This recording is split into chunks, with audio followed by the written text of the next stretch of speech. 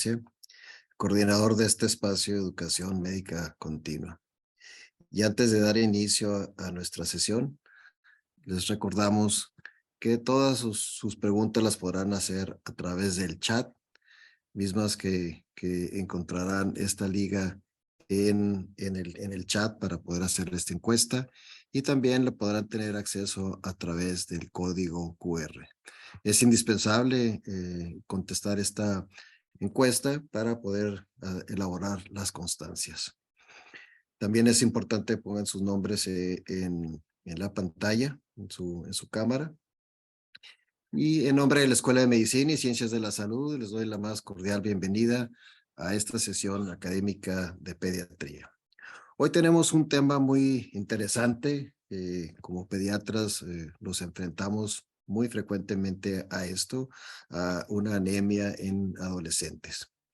Veremos cómo hacer un diagnóstico, también un diagnóstico oportuno, cómo hacer el escrutinio, las causas y cómo tratarlo. Esta plática la dará la doctora Valentina Jiménez Antolines, y me permitiré dar una pequeña reseña de la doctora Jiménez Antolines. Ella cuenta con la especialidad en pediatría y en hematología y trasplante por la Universidad Autónoma de Nuevo León.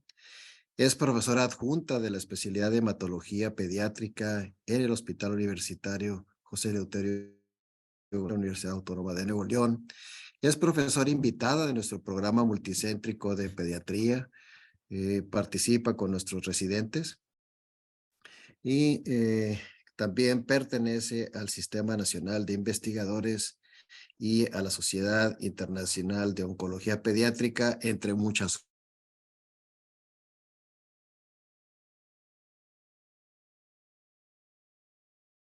La medicina privada en nuestra ciudad.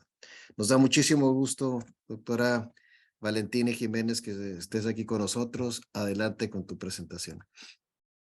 Hola, buenos días.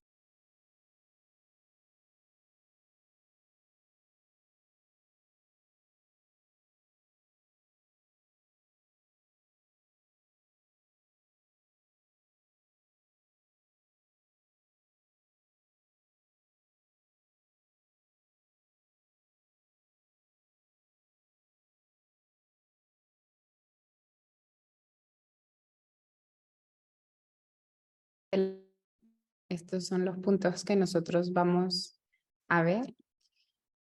Bueno, yo creo que es conocimiento general de todos que la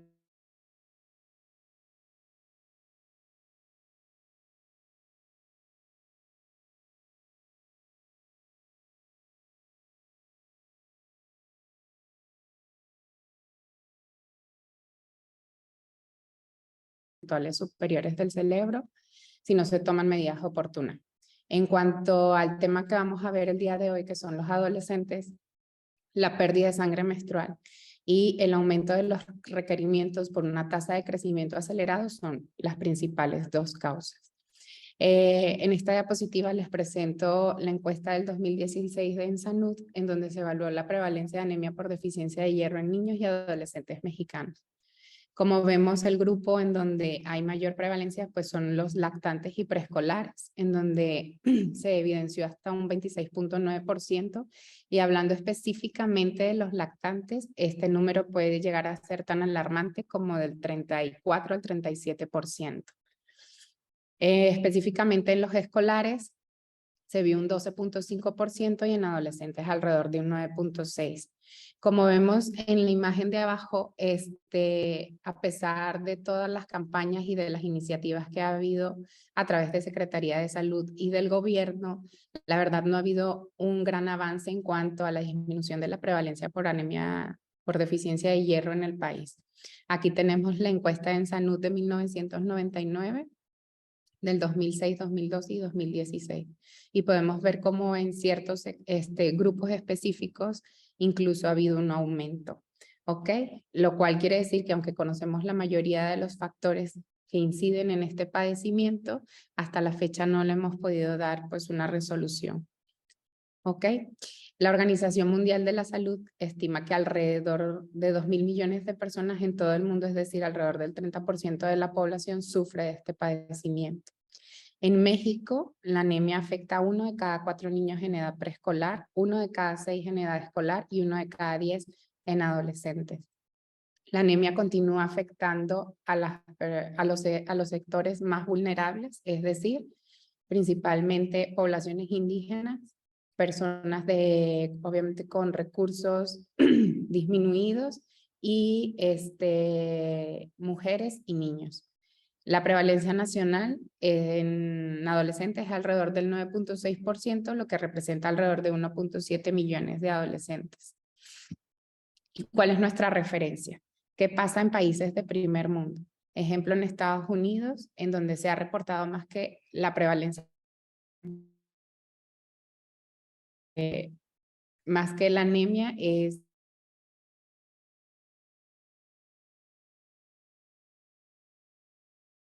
entre 14.5 en niñas y 7.9 en niños. Y en otros países como España, Suecia, Inglaterra, esta es tan baja como el 4%. Se estima en general que en países de primer mundo, la meta que ellos tienen es que este problema represente menos del 5%.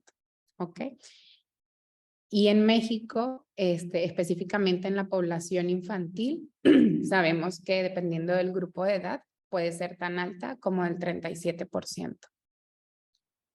Siempre es importante preguntarnos ante cuál escenario es el que nos estamos enfrentando, ya que la deficiencia de hierro es el resultado de una absorción inadecuada de hierro para adaptarse a un aumento en los requerimientos atribuibles al crecimiento, ¿ok?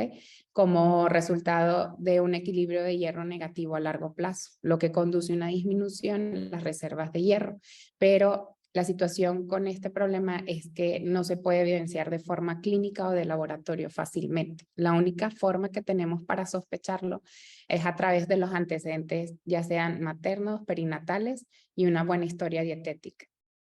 La anemia, por otro lado, es el estado terminal de la deficiencia de hierro, debido a la priorización de hierro en los glóbulos rojos sobre otros órganos. La Organización Mundial de la Salud lo define como una concentración de hemoglobina que está 2 desviaciones estándar por debajo de la media para una población sana del mismo sexo y edad.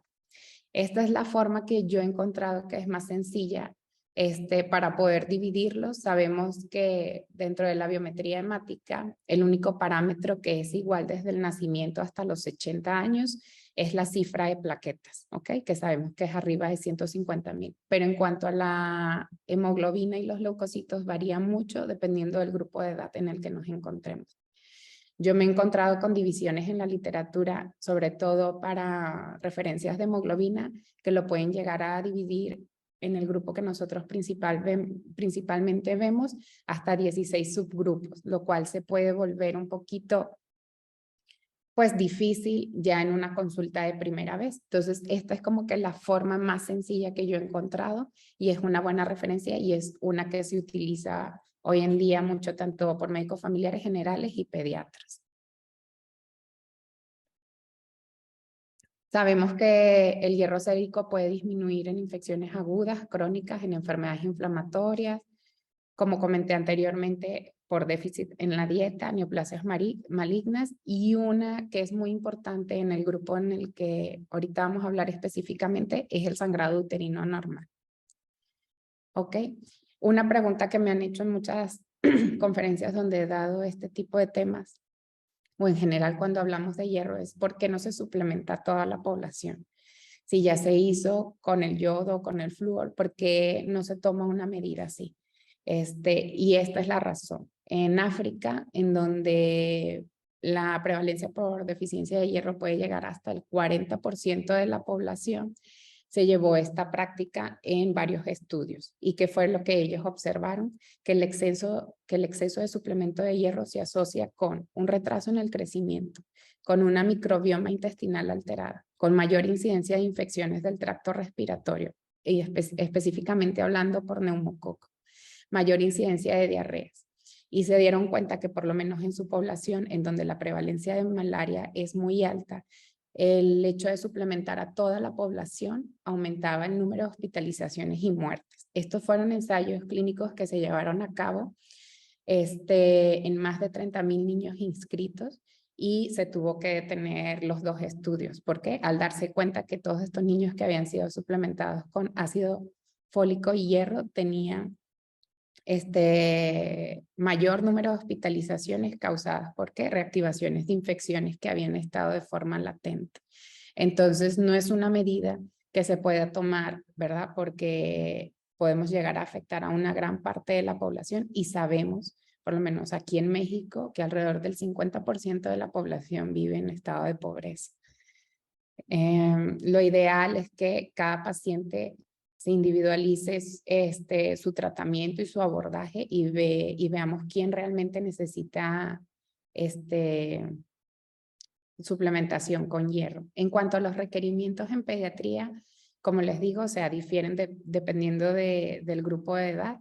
Sabemos que los 2 grupos de edad donde hay mayor requerimientos en los lactantes menores y en los adolescentes. Y esto es debido principalmente a la tasa de crecimiento acelerada. Sabemos también que solo el 10% de los requerimientos de la ingesta van a ser absorbidos. O sea que va a ser realmente lo que va a estar biodisponible. En términos generales, tanto en lactantes menores como en adolescentes, el requerimiento diario es de 11 miligramos, pero de eso solo va a absorberse el 10%, que es alrededor de 1 miligramo. Por eso la importancia de ofrecer alimentos ricos en hierro prácticamente diarios, ¿verdad? En cuanto a los factores que contribuyen específicamente en los adolescentes, pues tenemos una dieta deficiente en hierro, medicamentos y alimentos, sobrepeso y obesidad. Sabemos que somos uno de los países con una alta prevalencia de sobrepeso y obesidad en la niñez. Específicamente aquí, hablando del norte del país, sabemos que puede llegar a ser tan alto como el 30%, sangrado agudo y crónico, sangrado uterino anormal, embarazo y uso de dispositivos intrauterinos. Específicamente hablando de las adolescentes, un motivo de consulta muy frecuente al que yo me enfrento y que es referido principalmente por ustedes es todas aquellas adolescentes que empiezan su menarquia alrededor de los 12, 13 años, ¿verdad? Y sabemos que los primeros 2 años de los periodos menstruales, estos van a ser completamente irregulares. ¿Ok? Algo que siempre nos debemos preguntar en un adolescente que ya inició su menarquia es su duración del ciclo, la duración del sangrado y la cantidad de sangrado. El sangrado uterino anormal sabemos que está definido como aquella anormalidad, ya sea en la duración, en el volumen, en la frecuencia o en la regularidad. Y el sangrado menstrual abundante es la presentación clínica más frecuente.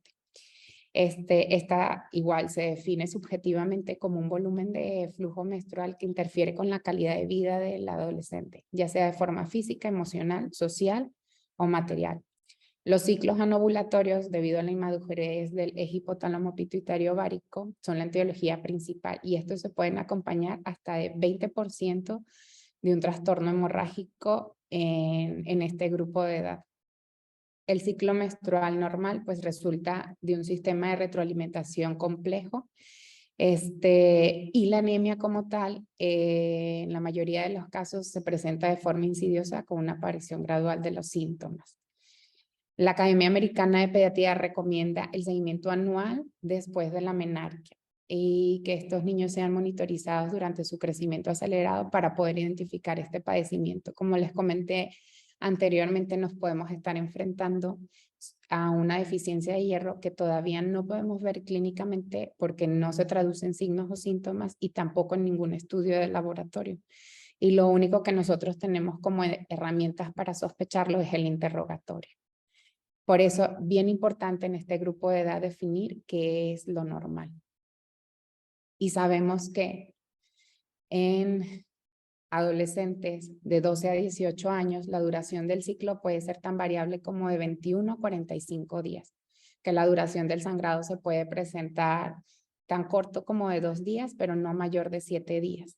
Y que a medida que nuestra adolescente ya llega a la edad adulta, esta duración del ciclo se vuelve de cada 28 a 35 días y el sangrado es menor, de 4 a 6 días.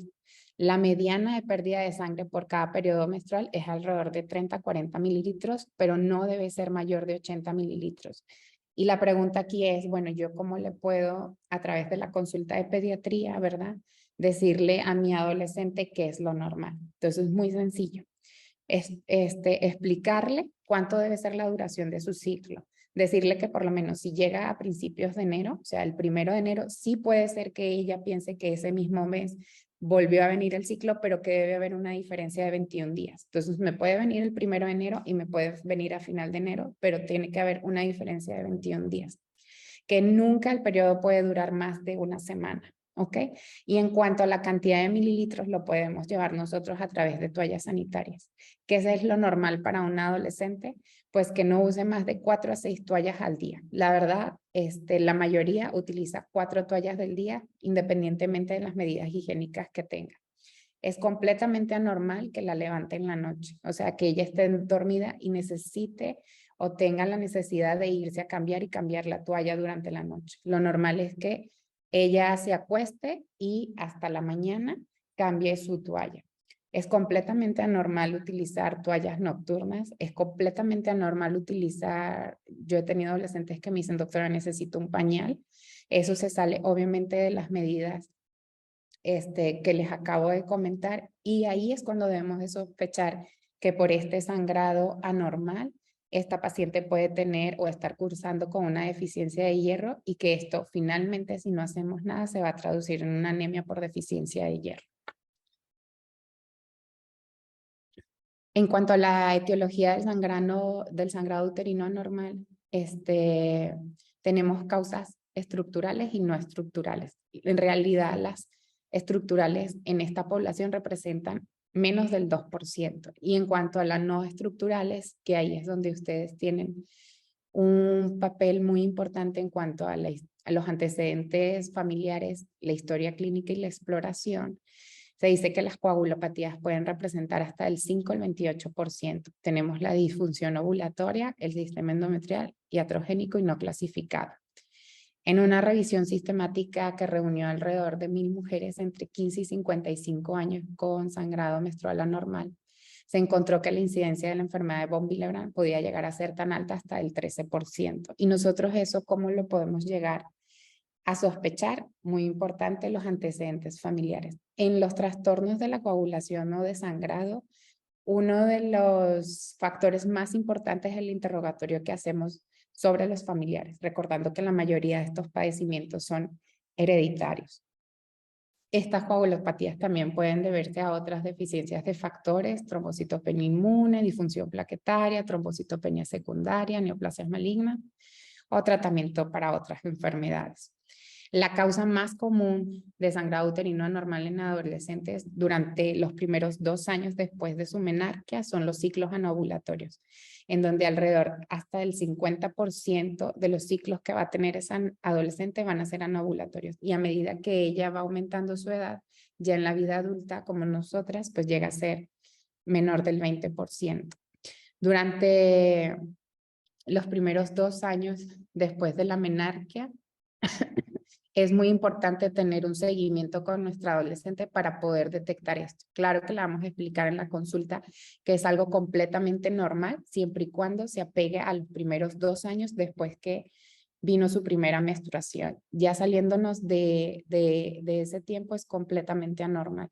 Y tener un seguimiento estrecho. También mi recomendación es que tengan ustedes o conformen un equipo en donde ustedes puedan incluir un ginecólogo, de preferencia que tenga especialidad en pediatría o que tenga un entrenamiento específico en este grupo de edad, y un endocrinólogo que trabaje de la mano con ustedes, ya que va a ser de vital importancia que los sumen a su equipo cuando ustedes detecten a una paciente durante la historia clínica, la exploración y los antecedentes que crean que tiene un sangrado uterino anormal. Como les comenté, la causa más común va a ser ciclos anovulatorios. Son adolescentes que normalmente ocurre esto entre el 1er y el 2.º año. Otro padecimiento al que nos enfrentamos con mucha frecuencia, sobre todo por el problema de sobrepeso y obesidad, es el síndrome ovario poliquístico.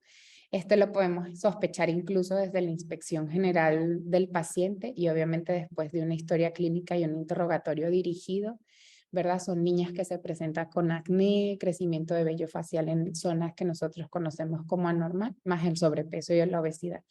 Y ya cuando preguntamos, a veces ni siquiera su motivo de consulta se debe a anormalidades del ciclo menstrual porque desconocen que están teniendo un sangrado menstrual anormal. Es hasta que nosotros proveemos esa información o interrogamos de forma dirigida que ya entonces ahí podemos nosotros agrupar este padecimiento.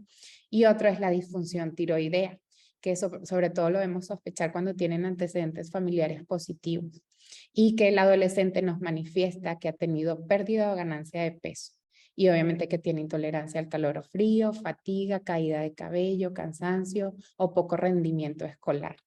De hecho, uno de los problemas que muchos adolescentes manifiestan es, si no es sobrepeso y obesidad, es la dificultad para ganar peso. ¿Ok? Entonces ahí nosotros debemos dedicarle un poquito a extender nuestra consulta y preguntar específicamente si esa paciente en cuanto a los requerimientos nutricionales que está teniendo es suficiente o en realidad esta pobre ganancia de peso va asociado a otro padecimiento. En cuanto a la evaluación inicial, como comenté, lo primero que debemos hacer dentro del enfoque de un paciente con sangrado menstrual abundante es determinar si ese sangrado es agudo y si está causando inestabilidad hemodinámica a través de un cuidadoso interrogatorio, examen físico, pruebas de laboratorio o imágenes radiológicas. La historia clínica debe incluir antecedentes menstruales, como comenté. Siempre es importante conocer, sobre todo si es una paciente que no es de ustedes y llega por primera vez, la edad de la menarquia, la regularidad de su ciclo, la duración, el número de toallas, preguntar sobre los últimos 3 periodos menstruales, antecedentes sexuales y una revisión sistemática de todos los síntomas asociados, como los comenté anteriormente. Cuando nuestra adolescente nos manifiesta que desde el inicio de su menstruación ella ha tenido una menstruación abundante, que el sangrado y aparte tiene antecedentes familiares positivos, o el sangrado se relaciona o tiene antecedentes en donde nosotros sabemos que algún familiar, ya sea en una cirugía, en una extracción molar, tuvo algún sangrado anormal, ahí es cuando debemos sospechar que a lo mejor el fondo o la base de este trastorno puede deberse a algún trastorno de la coagulación. Perdón, es mi perrito.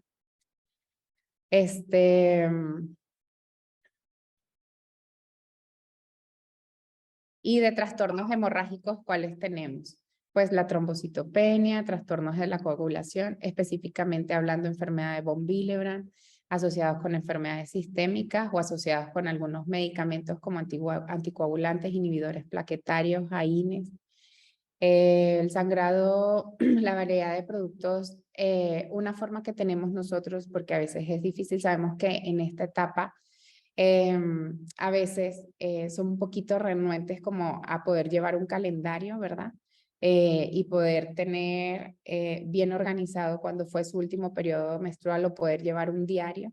Hay herramientas como las que les presento aquí que son muy sencillas en donde nosotros se las podemos compartir a nuestra adolescente para que ella nos pueda tener una referencia gráfica de cómo es su sangrado menstrual.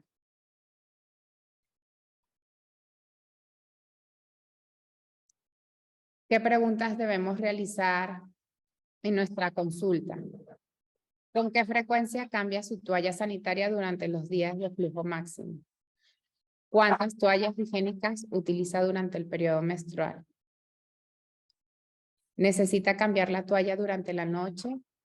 ¿Qué tan grandes son los coágulos que se expulsan? Y estas son las posibles respuestas a las que nos podemos enfrentar.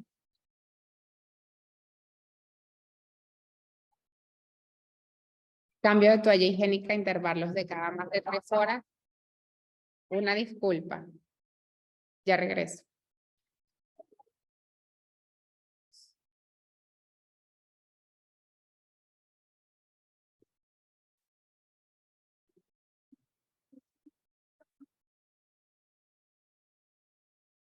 Sí, lo siento. Bueno,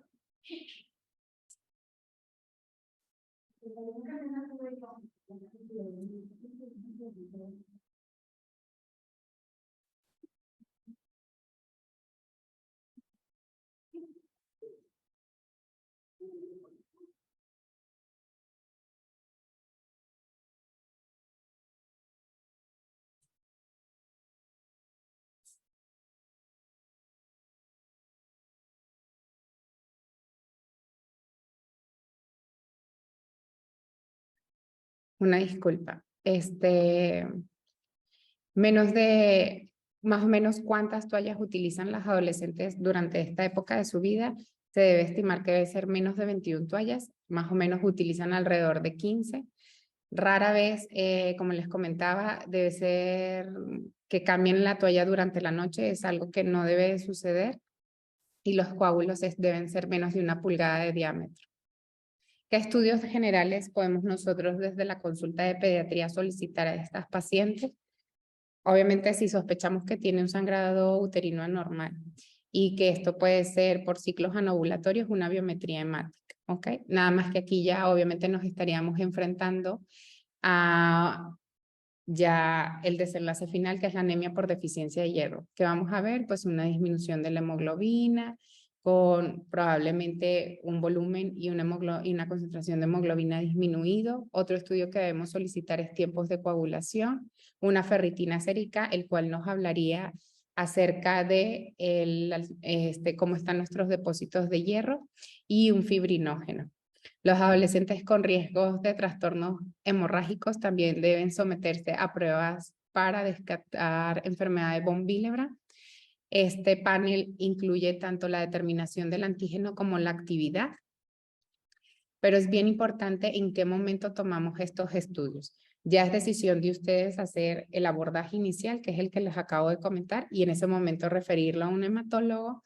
Si en la localidad en donde ustedes se encuentran no hay un hematólogo cerca y deciden tomar los estudios para von Willebrand, es bien importante considerar estos aspectos. Uno, estos resultados se pueden ver alterados por varias razones. Una de ellas es en qué momento del ciclo menstrual los tomamos. La recomendación es que se haga durante los días de menstruación. ¿Por qué? Porque los estrógenos tienen una influencia sobre los niveles y puede salir un resultado falso negativo. Otro es, si nuestra paciente ya está en ese momento con hormonas por parte del servicio de ginecología, entonces tenemos que hacerlo antes del inicio del tratamiento. Si ya inició el tratamiento, debemos esperar que termine esos 21 días en donde va a estar tomando sus pastillas para la regularización de su ciclo, y debemos hacerlo una semana después. ¿Por qué? Porque ese tratamiento con estrógenos también puede influir y podemos tener un resultado falso negativo. ¿Qué quiere decir? Que puede aumentar los valores del antígeno de von Willebrand y nos puede, aunque tengamos la sospecha clínica, va a salir elevado y no vamos a poder llegar al diagnóstico. Entonces, es bien importante saber en qué momento, si ustedes deciden tomar este estudio, hacerlo, incluso a veces tomando todas estas medidas, es necesario repetirlo en varias ocasiones, porque es un estudio que es muy sensible. Incluso el ejercicio y otros factores influyen en la determinación. Y ya hablando específicamente sobre qué hacer con esta paciente o cómo desde el punto de vista nosotros la podemos empezar a tratar en el consultorio, si ustedes sí tienen su biometría hemática, tienen su historia clínica, descartaron que tenga algún trastorno de la coagulación porque no tiene ningún antecedente en la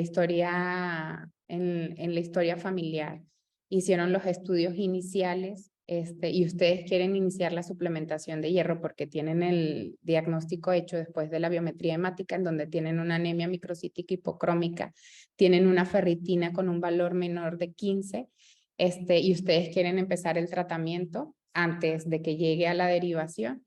Entonces, cosas que tenemos que saber acerca de la administración de hierro es que en todos aquellos pacientes que ya pesan más de 35 kilogramos, no es necesario hacerlo por lo que nosotros conocemos en niños más chiquitos, que es de 5 a 6 miligramos por kilo de hierro elemental. Esto es bien importante. Ya los requerimientos en un niño mayor de 35 kilos, que es la mayoría de nuestros adolescentes, más o menos llegan a ese peso entre los 10 y 12 años.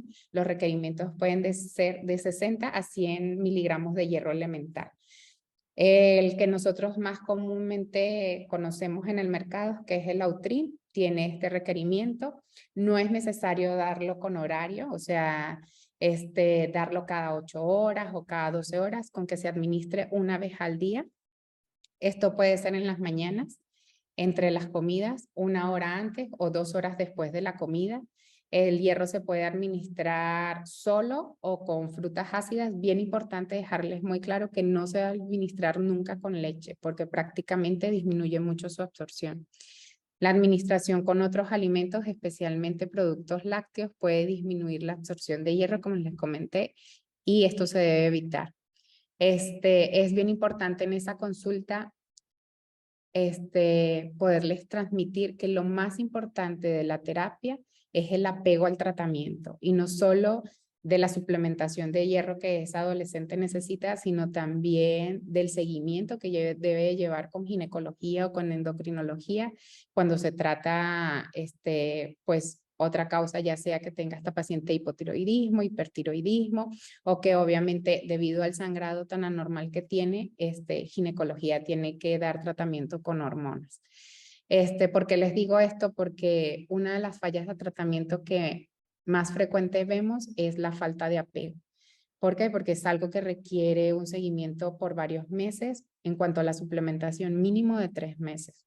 Y muchas veces los efectos secundarios que se asocian a la ingesta de hierro hace que los adolescentes dejen de tomar. Y es bien importante que desde la primera consulta ustedes le digan al paciente qué puede llegar a sentir o qué puede llegar a esperar del tratamiento con hierro. Entre ellos son los síntomas gastrointestinales van a ser los más comunes, desde el cólico, puede haber cambios en el patrón evacuatorio, puede presentarse con diarrea o estreñimiento. Tienen que comentarle que la coloración y el olor de sus evacuaciones puede cambiar, pero que todo esto es completamente esperado y es completamente normal cuando estamos suplementando con hierro. Y lo más importante es hacerle ver que para poder resolver este problema es bien importante el apego y que consuma, obviamente, si detectamos que dentro de la dieta hay algunos factores que se deben de modificar, es también parte de lo que nosotros debemos recomendar o aconsejar. ¿Y qué debemos de esperar en cuanto a la respuesta al tratamiento? Después de que iniciamos la suplementación, en la siguiente visita, que puede ser al mes, el aumento en la concentración de hemoglobina va a ser alrededor de 1 gramo. Y a pesar de que podemos ya alcanzar valores normales de hemoglobina en nuestra biometría hemática, sabemos que para restablecer el almacenamiento de hierro, la suplementación debe durar mínimo por 3 meses. Se pueden realizar pruebas adicionales después de los 3 meses, como un perfil de hierro, para ver que ya está completamente resuelto el problema. Y otra parte muy importante, otra parte que es fundamental en el tratamiento de este padecimiento es que si no se resuelve la causa primaria, ya sea que esta paciente tenga síndrome ovario poliquístico, tenga hipotiroidismo, hipertiroidismo, que tenga a lo mejor algún quiste en uno de sus ovarios, es algo que nosotros no vamos a poder resolver, ¿ok? ¿Por qué? Porque esto va a estar propiciando a que esta paciente tenga un sangrado anormal en cada una de sus menstruaciones y que la pérdida de hierro sea muy importante, lo cual nosotros en algunos casos no logramos alcanzar con la suplementación. Hay sangrados tan importantes que a través del tratamiento oral pues es casi imposible. Entonces es bien importante que tengan mucha comunicación con el ginecólogo y y la persona que sea su interconsultante en endocrinología para en equipo poder resolver este problema.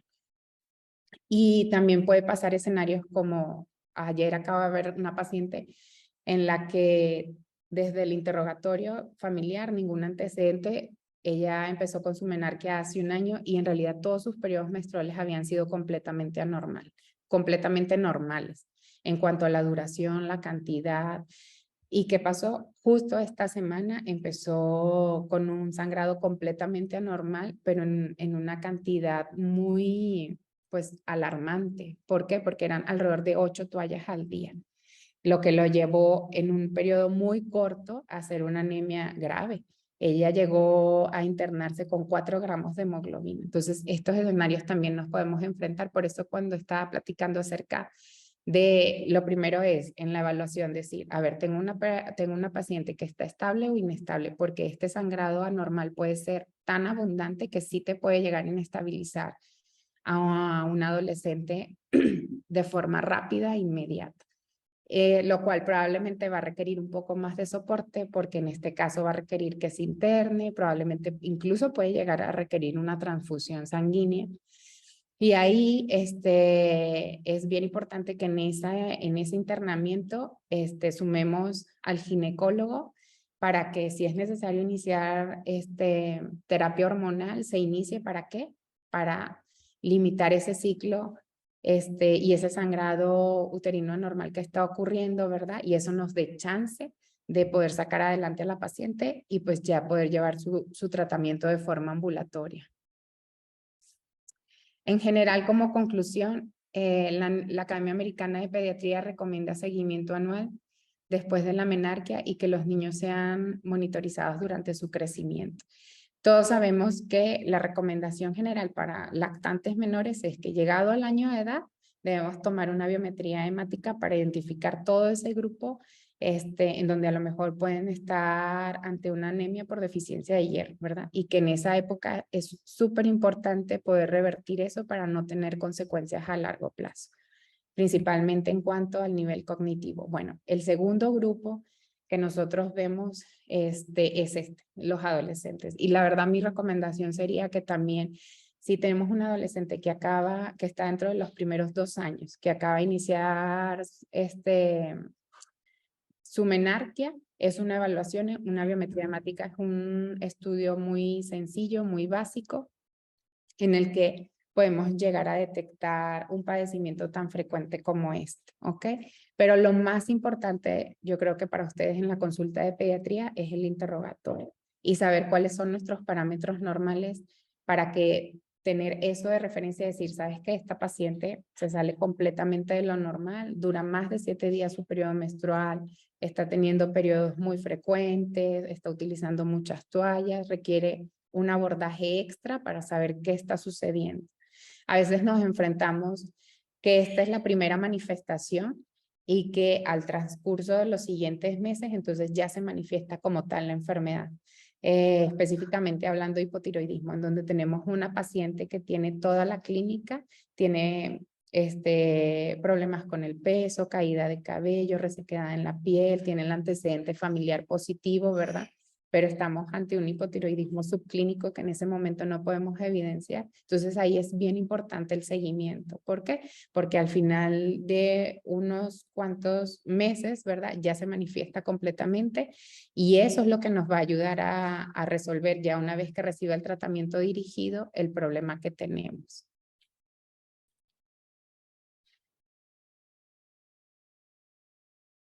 Muchas gracias por su atención. Muchísimas gracias, doctora Valentina Jiménez, por esta plática tan interesante y que nos da luces para poder hacer un diagnóstico oportuno y una intervención también oportuna. Tenemos aquí muchas preguntas que nos han hecho. Una de ellas dice, ¿cuál es la sal con mejor tolerancia para decidir suplementar? ¿Sulfato ferroso, fumarato ferroso? ¿Cuál es?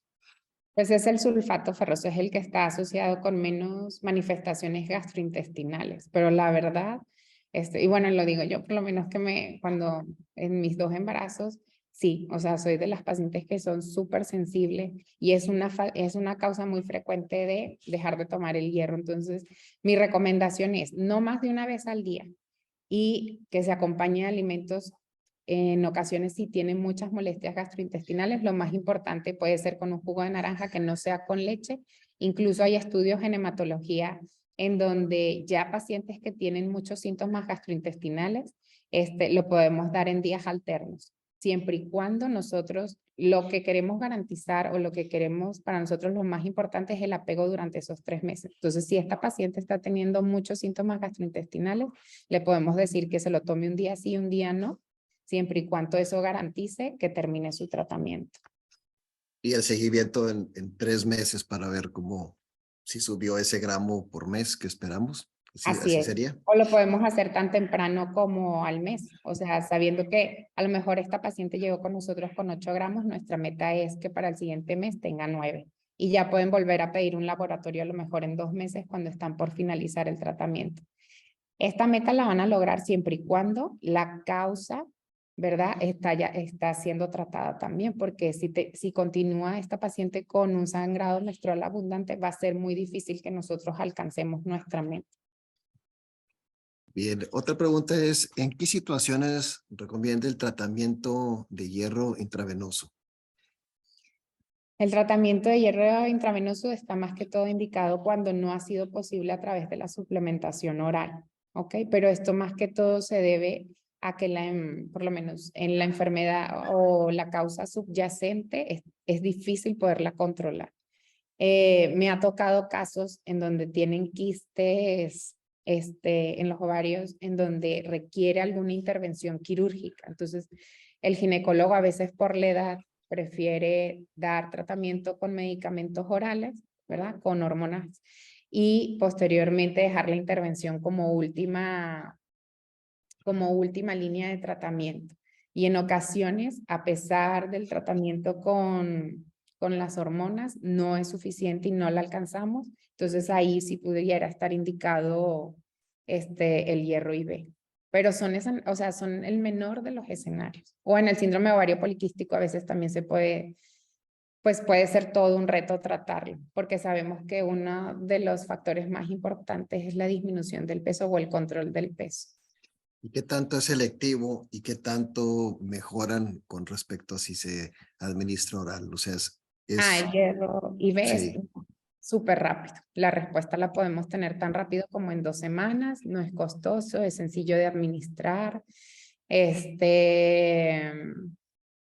una buena opción, pero si nos vamos a lo que está reportado en la mayoría de la literatura, siempre debes intentar por vía oral y dejar este recurso como pues una alternativa para cuando ya hay fallo al tratamiento por vía oral. perfecto. Otra pregunta, nos mencionan que el uso de sartenes con hierro fundido, ¿eso tiene alguna repercusión o medida preventiva? No, no sé, no me había tocado leer nada sobre el hierro. No, Bueno, no. pues esa es una pregunta que una doctora seguramente nos hizo. Eh, otra de las preguntas es que si conoces alguna aplicación, una app para poder registrar el ciclo menstrual que sea muy útil seguramente las adolescentes ya las conocen, pero una que tú recomiendes. Pues la verdad, no hay una que recomiende en general. Lo que les compartí aquí en las diapositivas, esto es un pictograma. Este es muy sencillo de llevar. Hay estudios que dicen que funciona de una forma, que está acá, ¿ok? Y ya hay una aplicación que lo trae. Si se dan cuenta, aquí tenemos cuánto es la duración de los días de sangrado y está muy sencillo porque vienen dibujitos. Entonces, para ella es cuánto llena la toalla, ¿ok? Y aquí ella nos va colocando, ¿qué es lo normal? Pues que al principio, sobre todo las primeras 24 horas, sea un sangrado escaso, que del día 2 al día 5 el sangrado sea más abundante y ya los días finales sea un sangrado escaso nuevamente. Eso sería más o menos lo que debería de ser para un adolescente. En nuestra comunidad es muy poco frecuente el uso de tampones, pero también viene aquí ejemplificado y también viene el tamaño de los coágulos. Este es de los que más me gustan a mí, lo llevan a la consulta con el pediatra y ya a través de la puntuación nosotros sabemos que arriba de 100 puntos se correlaciona con un sangrado menstrual abundante en mujeres adultas. Lo pueden conseguir, vienen algunas aplicaciones o lo pueden incluso imprimir y durante la consulta inicial cuando ustedes hablan de la menarquia se lo pueden ofrecer y decirle, bueno, Aquí te voy a decir qué es lo normal y qué es lo que va a empezar a pasar. Y en esta hojita, tú me puedes traer cómo es tu ciclo menstrual. Bien, otra de los comentarios que nos hacen, si pudieras comentar algo sobre la hemoglobina, hematocrito, dependiendo de la altura sobre el nivel del mar. Ok, bueno, es algo que nosotros, la hemoglobina va a depender, como dije ahorita, según el género, la edad y la población en la que nos encontramos, y otro es la altura. Específicamente hablando en la Ciudad de México, podemos esperar que los valores sean un poquito menores, pero yo la verdad la recomendación o lo más sencillo es la que utiliza la OMS, que es esta que tenemos acá, que se divide prácticamente en 3 grupos, que tenemos niños de 6 meses o menores de 5 años, de 5 a menores de 12, y sabemos que es alrededor de 11.5 gramos sobre decilitro. ¿Ok? Si ustedes detectan que este paciente tiene menor a eso y ya tienen un interrogatorio en donde sospecha que tiene un sangrado uterino anormal, es válido en ese momento a lo mejor hacer una ferritina sérica para saber cómo está el almacenamiento de hierro. Y luego lo otro es que también depende mucho del laboratorio en donde lo enviemos. Aquí mismo en la localidad a mí me ha tocado que llegan con una biometría de un laboratorio y llegan con una biometría de otro laboratorio, y a veces sí puede haber diferencia. ¿Y esto se debe a qué? Pues al tipo de máquina, el mantenimiento que se le da. Entonces, sí es muy variable. Bien, otra de las preguntas que nos hacen es con respecto al seguimiento, si se pudiera hacer por una biometría capilar o realmente no valdría la pena hacerlo. Sí, sí, completamente. De hecho, el estudio que les enseñé de Ensanud, de la encuesta del 2016, todas las biometrías fueron capilares. Bien, otra de las preguntas es, ¿existe algunos reportes en donde los falsos negativos, ¿verdad? Poniendo como límite la ferritina a 15 nanogramos por mililitro, y hay otros reportes que dicen 30 para poder eh, obtener ese escrutinio un poquito más exacto? ¿Qué hay de eso? ¿Vale la pena hacer eso? Sí, o sea, la ferritina es el estudio de laboratorio que nos habla directamente del almacenamiento de hierro. La situación es que esta puede estar elevada en diferentes escenarios, sobre todo en procesos inflamatorios o infecciosos. ¿Qué se recomienda? Que si en ese momento está cursando, pues lo pueden acompañar de una PCR como reactante de fase aguda, y en donde ustedes puedan diferenciar si esta ferritina está elevada debido a que ese paciente está en ese momento en un proceso infeccioso o inflamatorio, pues el otro reactante de fase aguda también va a estar elevado. Realmente con una ferritina arriba de 100 es poco probable que tenga deficiencia de hierro. Y el parámetro de 30 o 15 es prácticamente diagnóstico. En 30 lo podemos sospechar, pero ahí podemos ampliar. A lo mejor, ¿qué le tomaríamos? Pues un perfil de hierro completo, una concentración de transferrina, y ampliaríamos un poquito más el estudio en donde nos pueda dar más información para poder llegar al diagnóstico. ¿Cuál sería el costo, por ejemplo, de un paciente, una adolescente obesa que, que sospechamos que pudiera tener esto por la historia? Eh, ¿Vale la pena hacer una ferritina, hacer una saturación de transferrina, la biometría, en fin? ¿Cuánto costaría hacer eso? Ok, una biometría hemática puede ir desde los 120 pesos a los 180. Ahí que vamos a buscar principalmente, pues, una anemia microcítica hipocrómica, ¿ok? Con un RDW elevado, porque ese es nuestro parámetro que nos diferencia principalmente de trastornos como talasemia, en donde también podemos encontrar estos parámetros muy similares a la anemia por deficiencia de hierro.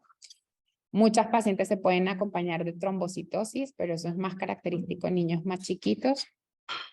Y una ferritina anda alrededor de los 200, 250 pesos. Incluso en muchos países donde pues, los recursos son limitados, estos estudios suelen ser suficientes y se puede llegar a diagnosticar hasta el 90% de los pacientes.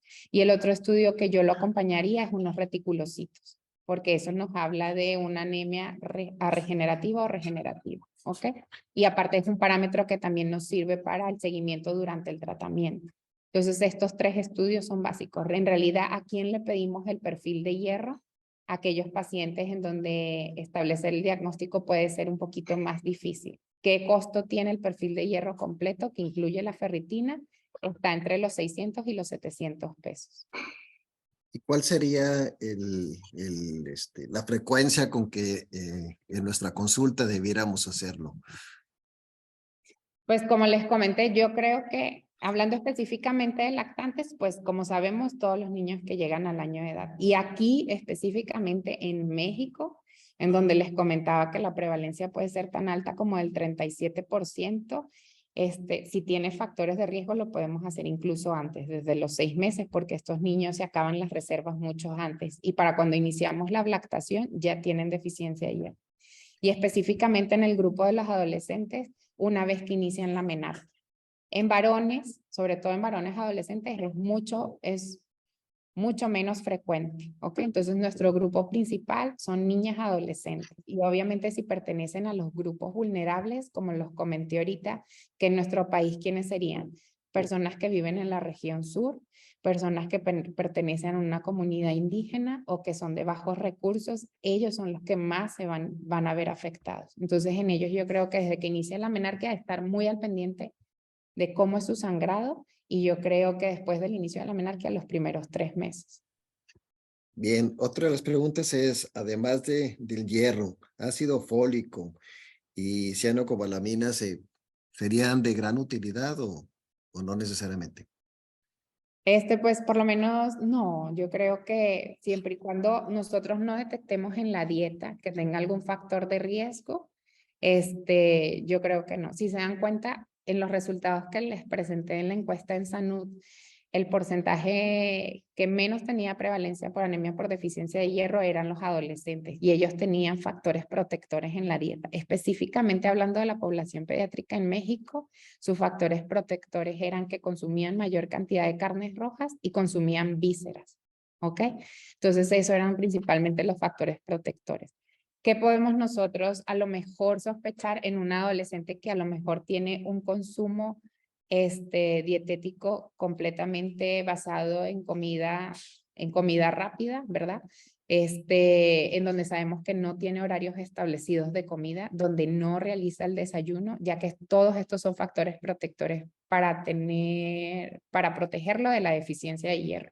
Entonces, que uno, y aunque ustedes no lo crean, que estén en el turno matutino de la escuela, eso es bien importante porque los adolescentes que están en el turno matutino normalmente tienen mayor regularidad en sus horarios. Son adolescentes que se despiertan, desayunan, van a la escuela, tienen su comida, tienen una colación y luego tienen una cena. Todos aquellos que están en el turno vespertino suelen despertarse hasta las 10, 11 de la mañana, hacen un almuerzo, se van a la escuela, hacen una cena y posteriormente ya se duermen. Entonces, esos son factores que a lo mejor tenemos nosotros que investigar durante el interrogatorio. Gracias. Tenemos tiempo para una última pregunta así rápida. ¿Qué le diríamos a un adolescente que no come carne roja? Pues que podemos suplementar el hierro a través de la alimentación con otro grupo de alimentos, como sería en este caso las leguminosas, en donde el consumo tiene que ser diario. La avena también es un alimento que tiene gran contenido de hierro, pero igual tiene que administrarse de 3 a 5 veces por semana y hay otros como el couscous y le podemos dar otras opciones para aquellas adolescentes que no comen carne, pero en ellas yo sí sería un poquito más, a lo mejor de, ¿sabes qué? Bueno, vas a entrar porque es algo que también ocurre en la adolescencia, en donde a veces dejan de consumir ciertos tipos de alimentos, tenemos trastornos en cuanto a la imagen o al peso, ¿verdad? Entonces es bien importante detectar si uno de estos factores está jugando un papel importante y hay una serie de alimentos que le podemos ofrecer, pero en realidad el consumo tiene que ser en gran cantidad y se tiene que apegar a ellos. Muy bien, un último mensaje que quisieras dar, Valentina, a nuestra audiencia. Pues más que todo sería, este, Yo creo que lo más importante, y siempre lo comento en este tipo de padecimientos que es anemia, es el interrogatorio. El interrogatorio tanto dietético como en la historia clínica. Yo creo que es lo que más información nos brinda. Y realmente los estudios de laboratorio van a venir a confirmar la sospecha que nosotros tenemos desde que nos estamos enfrentando con esa paciente. Y ahí lo tenemos, o sea, la estamos viendo, la inspección, la valoración clínica, y desde el momento que estamos hablando con ella y estamos viendo toda la historia, decimos, ¿sabes qué? Esta es mi principal sospecha. Y ya lo otro viene prácticamente a confirmar lo que nosotros ya sabemos. Muchísimas gracias a la doctora Valentina Jiménez por esta extraordinaria plática, sumamente útil, práctica. Pues bueno, te agradecemos mucho, Valentina. Les recordamos que nos hagan favor de llenar la encuesta de satisfacción. La liga está en el chat o a través de este código QR, y es indispensable para poder hacer las constancias. Entonces, les agradecemos muchísimo a toda nuestra audiencia. Valentina, muchísimas gracias. Que tengan un excelente día y los esperamos la próxima semana, en donde continuaremos con este módulo de hematología con el doctor Oscar González Llano, que nos hablará de anemia en pediatría. Muchísimas gracias. De nada. Hasta luego. Hasta luego. Nada más un comentario. Creo que alguien preguntó dónde hacer biometrías capilares en la ciudad. Hay dos sitios. Uno es el hematología del Hospital Universitario y el otro es ahí en el Centro Médico San Francisco. Es una muestra capilar, 10 minutos, sale la biometría, sobre todo para neonatos, bebés chiquitos, donde nos cuesta mucho picarle su bracito, ahí la pueden obtener fácilmente. Muchas gracias, Valentín. Hasta luego. Excelente día.